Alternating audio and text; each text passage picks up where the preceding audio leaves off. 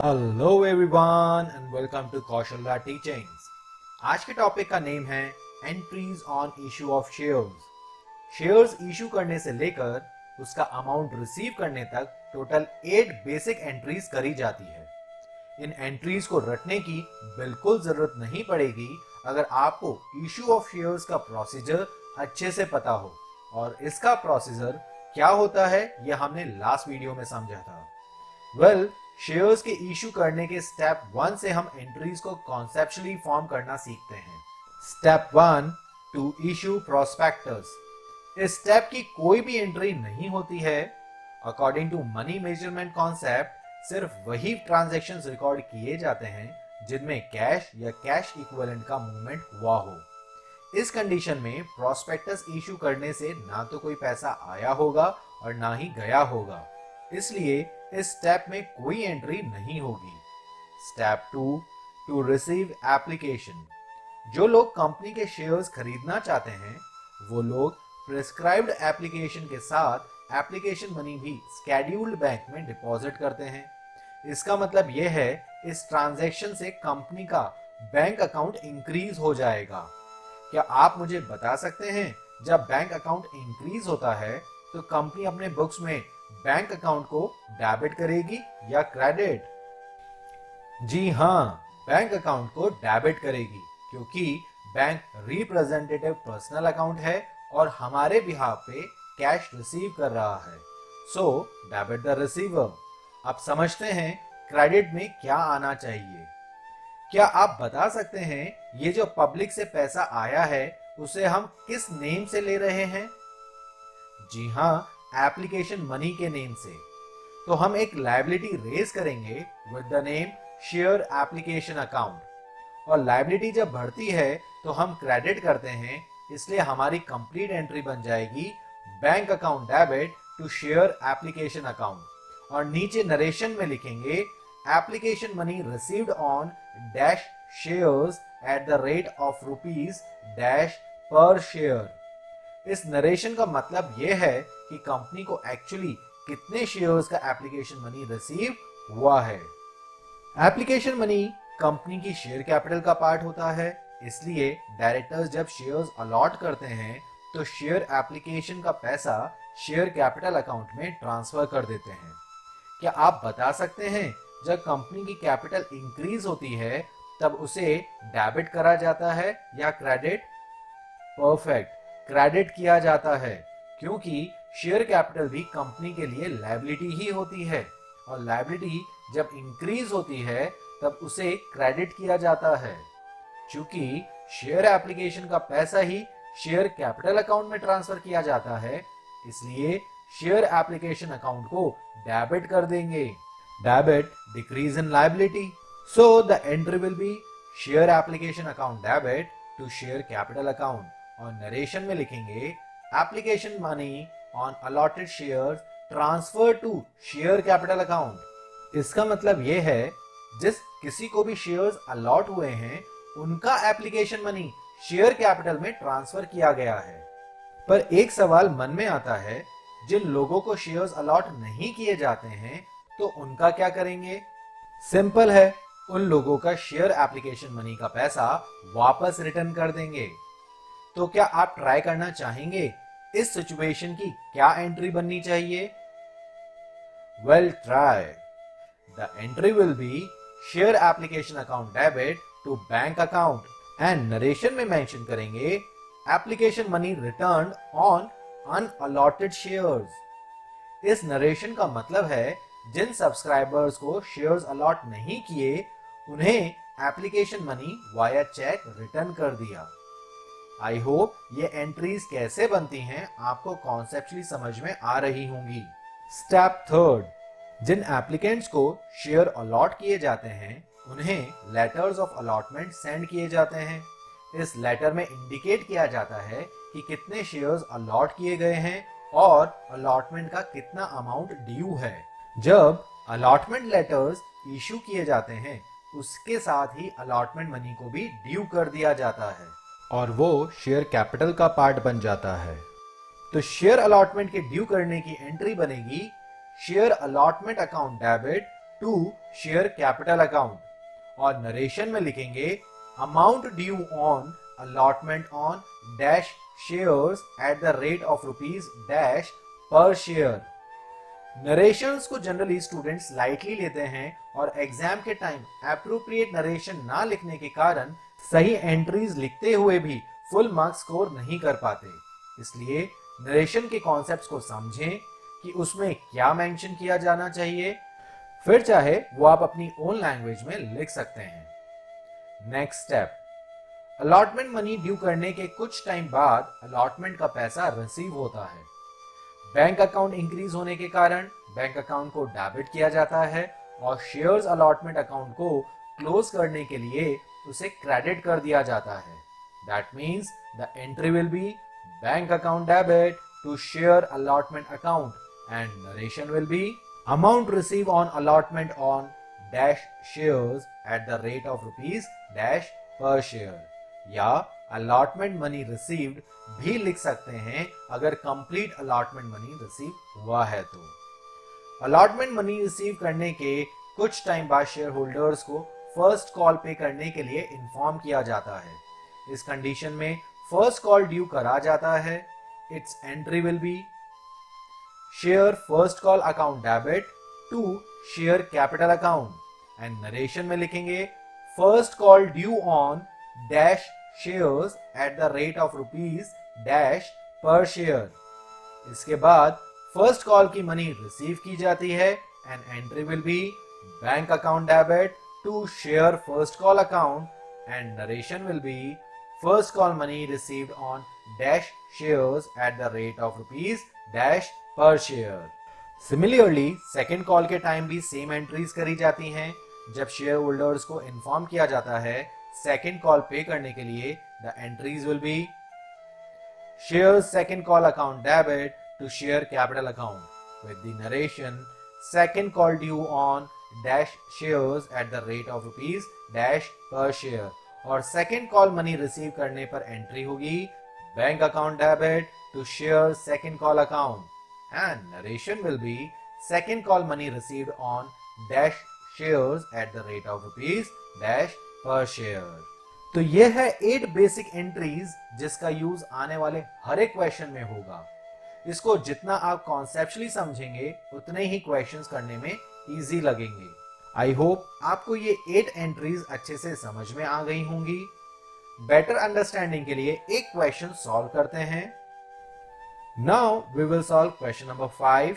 The question is, Rama Company issued 50,000 shares of rupees 10 each payable as follows: 3 application, 3 allotment, 2 first call and 2 on final call.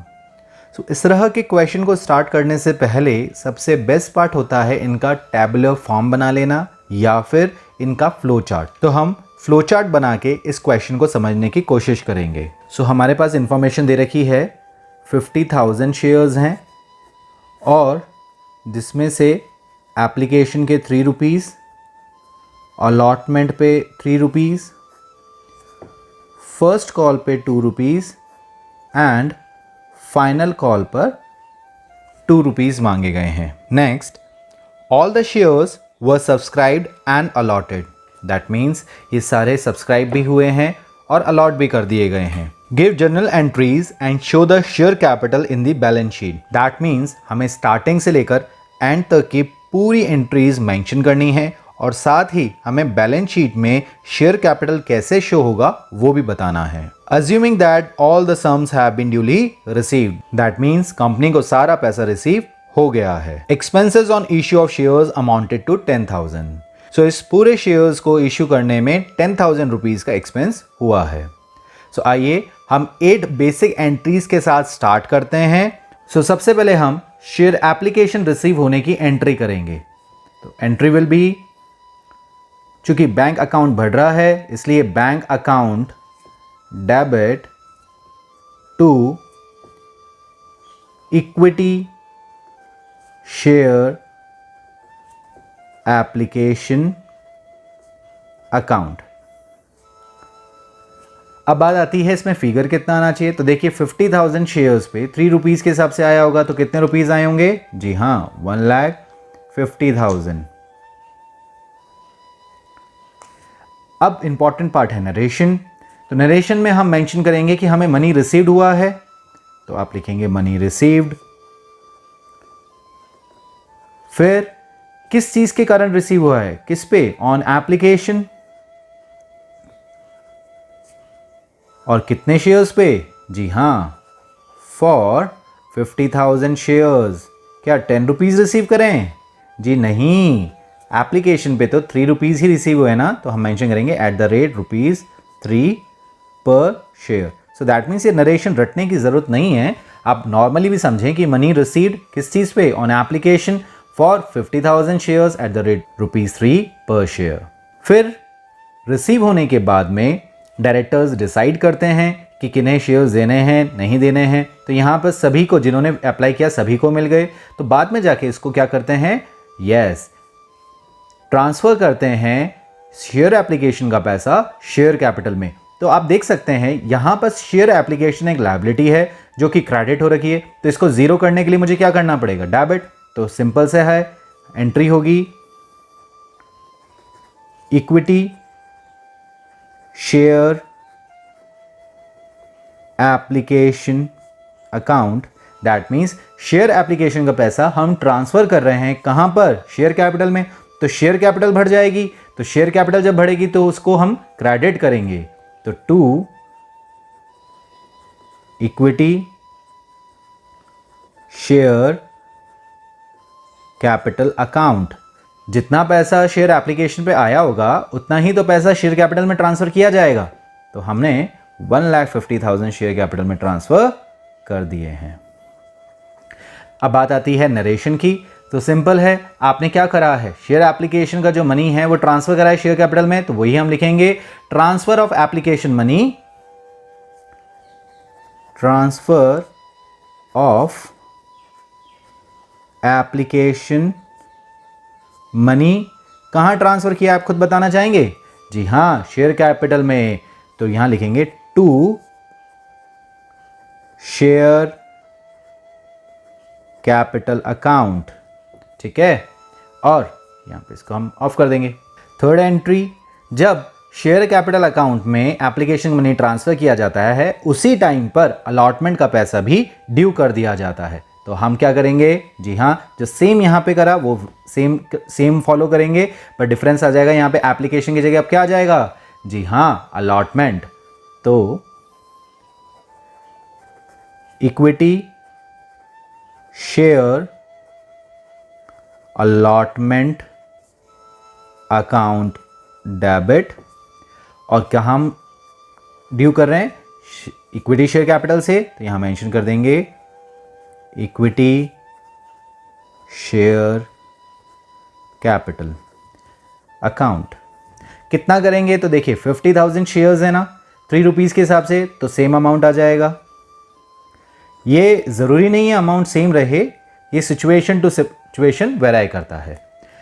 अब जब हम due कर देते हैं तो उसके बाद में हम सब्सक्राइबर्स को कुछ समय देते हैं पे करने के लिए। अब उन्होंने जब वो डिपॉजिट करेंगे तब हम एंट्री क्या करेंगे, तो ऑब्वियसली बैंक अकाउंट भर जाएगा, तो बैंक अकाउंट डेबिट।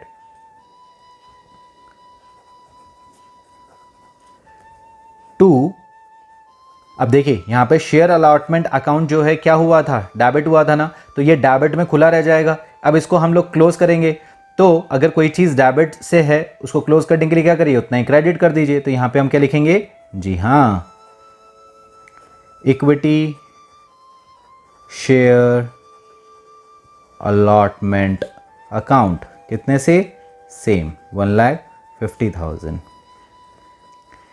और नरेशन में क्या आएगा, जी हाँ, अलॉटमेंट मनी रिसीव। ये क्यों लिख रहे हैं हम, क्योंकि हमें पूरा पैसा रिसीव हो गया ना, क्वेश्चन में साफ साफ कहा था।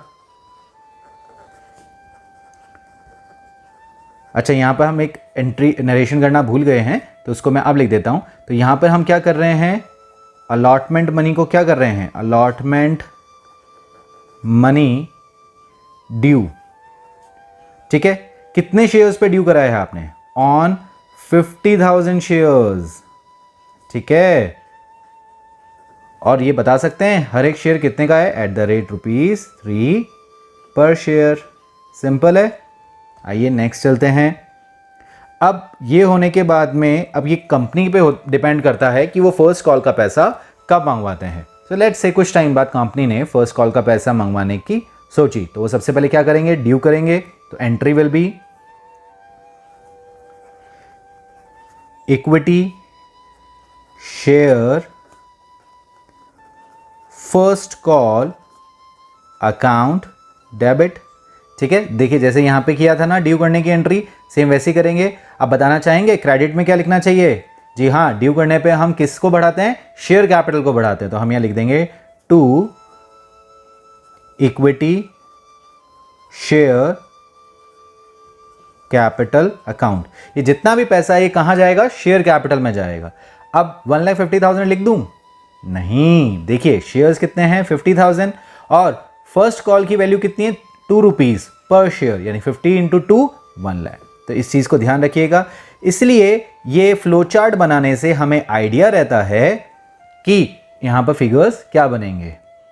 अब हम नरेशन में क्या लिखेंगे, तो ड्यू करने में जो हमने यहां नरेशन लिखा है सेम यहीं लिखेंगे। तो हम किस चीज को ड्यू कर रहे हैं, फर्स्ट कॉल को ड्यू कर रहे हैं, तो सेम लिखेंगे आप फर्स्ट कॉल ड्यू कितने शेयर्स पे, सो हमने सभी पे कराए ऑन 50,000 शेयर्स।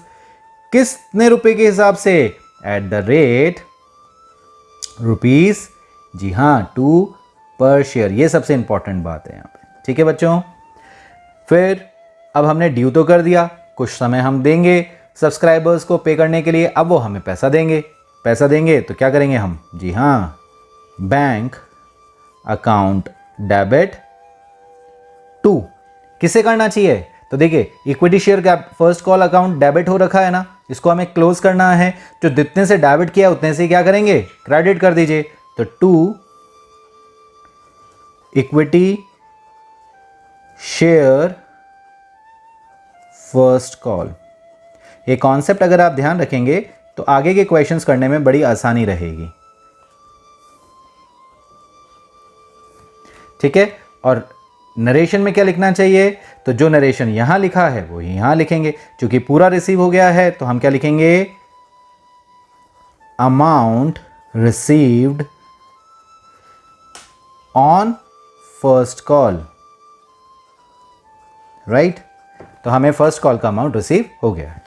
अब जैसे क्वेश्चन में दे रखा है, अब हमें फाइनल कॉल भी ड्यू करनी है। तो फाइनल कॉल ड्यू करने के लिए हमें क्या करना पड़ेगा, सेम इक्विटी शेयर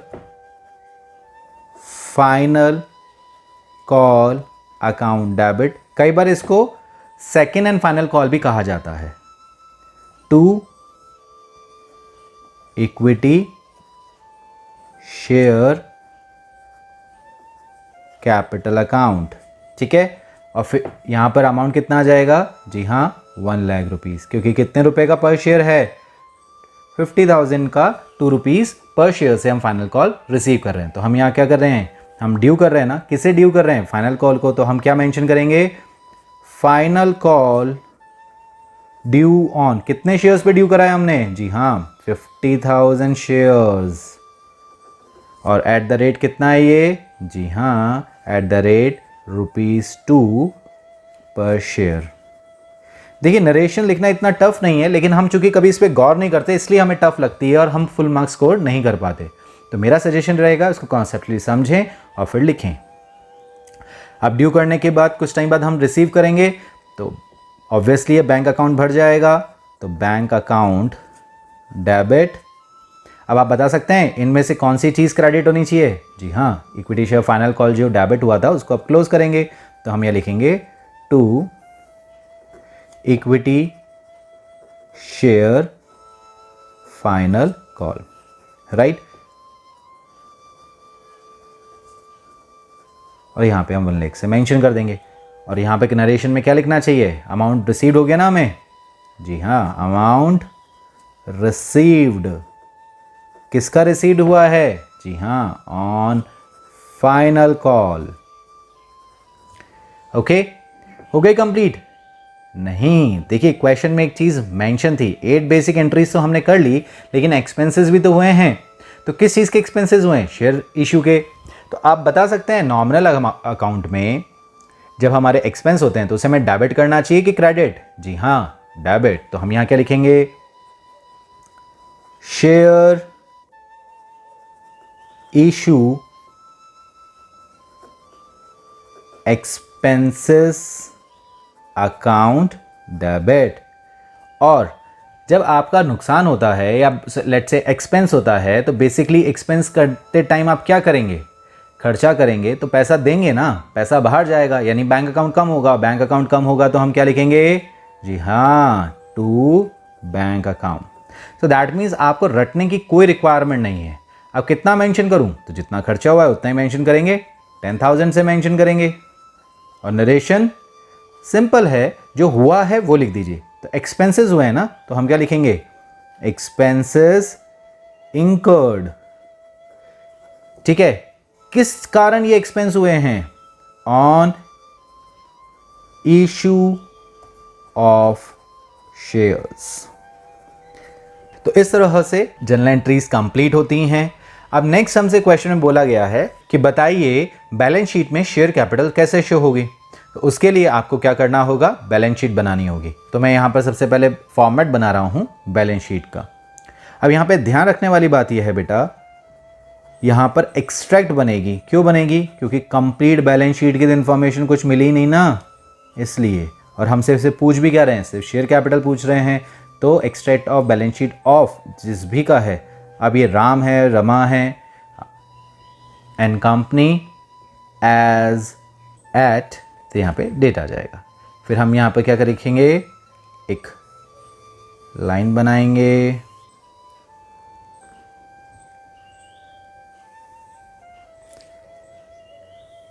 इस फॉर्मेट की स्टाइल मैं आपको पहले ही बता चुका हूँ। सबसे पहले पर्टिकुलर्स आता है, देन नोट नंबर, फिर यहाँ पर हमें क्या होता है? लास्ट ईयर और करंट ईयर का दोनों के बैलेंस शो करना होता है ताकि कंपैरिजन करने में इजी रहे। लास्ट ईयर का रुपी फिगर और यहाँ पर प्रीवियस ईयर का, ठीक है, रुपीज़ में आ जाएगा। अब हम मेंशन करेंगे तो सबसे पहली जो हेडिंग आती है वो किसकी आती है? इक्विटी एंड लायबिलिटी की। तो इसको हम कैपिटल लेटर में शो कर रहे हैं, इक्विटी एंड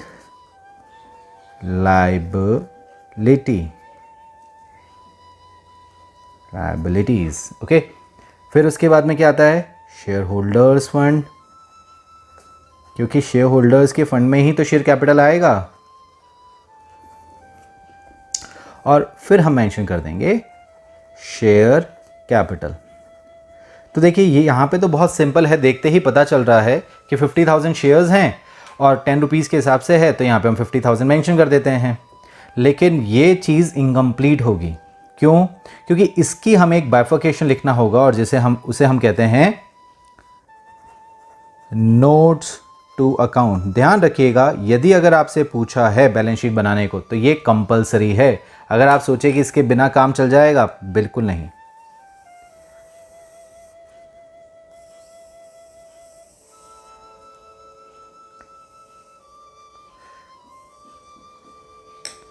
ओके, अब मैं यहाँ पे मेंशन कर रहा हूँ फर्स्ट पॉइंट में शेयर कैपिटल की कैलकुलेशन। तो मैंने आपको याद कराया था कि पैसे आने से कंपनी की ऐश हो गई। तो ऐश से हमें याद आएगा ए एज एन ऑथराइज्ड कैपिटल। क्या आपको इस क्वेश्चन में ऑथराइज कैपिटल बताई है? नहीं ना, तो जब बताई नहीं तो ब्लैंक छोड़ देता हूँ। फिर तो authorise capital of dash shares of rupees dash each. ठीक है, तो हमने फॉर्मेट बना के छोड़ दिया। अब समझने वाली बात यह है कि देखिए यहाँ पे बाकी क्या आता है हमारा AISH। तो A से ऑथराइज्ड, I से इशूड, S से सब्सक्राइब्ड, और सब्सक्राइब के दो पार्ट। तो यहाँ पर जितने इशू करे उतने ही तो सब्सक्राइब हो गए, तो सेम इन्फॉर्मेशन आएगी ना, तो हम साथ में लिख सकते हैं। तो साथ में लिखने का मतलब क्या है? हम इसको मेंशन करेंगे issued, subscribed and fully paid capital. I hope आपको समझ में आ रहा होगा। ओके, अब कितने इशू हुए? 50,000 वही सब्सक्राइब हुए और उसका पूरा पैसा आया है ना, क्योंकि साफ साफ कहा है। तो 50,000 इक्विटी शेयर्स ऑफ ₹10 ईच, और हम यहाँ पे मेंशन कर देंगे 5 लाख रुपीज़। और ये 5 लाख कहाँ जाएगा? यहाँ पे विद द नेम नोट 1 के साथ में। सो ये हमारा क्वेश्चन कंप्लीट होता है। अगर हमें इसमें कैश के लिए भी पूछा जाता तो कैलकुलेशन कैसे होती? तो देखिए 5 लाख रुपीज़ हमारे आ चुके हैं और इसके बाद में हमारे शेयर इशू एक्सपेंसेस हुए हैं 10,000 के।